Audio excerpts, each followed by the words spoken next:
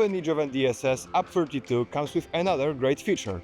Thanks to the introduction of the NVMe-oF Initiator with Multipath I, you can significantly increase the performance of your system. By using this feature, you can maximize throughput and minimize latency by balancing the load across multiple paths.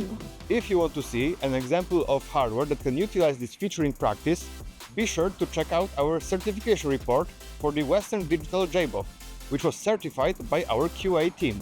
The report is available on our website, so feel free to get it.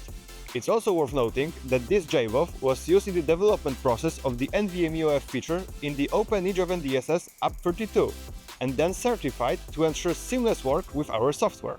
And now, let's check how to set up the NVMe-oF Initiator feature in the latest version of Open-E JovianDSS. First, go to the storage settings and enter the NVMe-oF Initiator tab. There, you can adjust the NVMe-oF Initiator name, but we recommend using the default one. Click on the Discover option to enter the NVMe-oF Server Discovery Wizard. You will be asked to provide the IP of your NVMe resource, adjust the port, and choose either a TCP or RDMA protocol. You can also enable advanced settings, where you are able to adjust the number of I/O queues. Click Next once you're done. If all the parameters are correct, a list of available subsystems will be displayed. You can choose the individual subsystems and click the Connect button. Once done, a complete list will be displayed in the NVMe-oF Subsystems section. If your NVMe device has multiple paths configured, you might want to configure a multipath connection.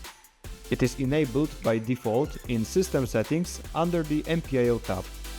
You can add the additional path in two ways.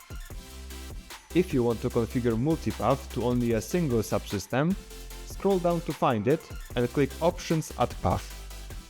You will be asked to provide all the same parameters as before. Remember to use a different IP address to make use of the multipath feature. Alternatively, scroll to the top of the page and click the Discover button to re-enter the wizard. This time, connect the NVMe resource using an alternative IP address. Choose a proper protocol, TCP in our case, and click Next. Here, you can choose either all subsystems or only selected ones, depending on your requirements. Click Connect to finish the configuration. Multiple paths are shown for each subsystem separately in the NVMe-oF Subsystems section.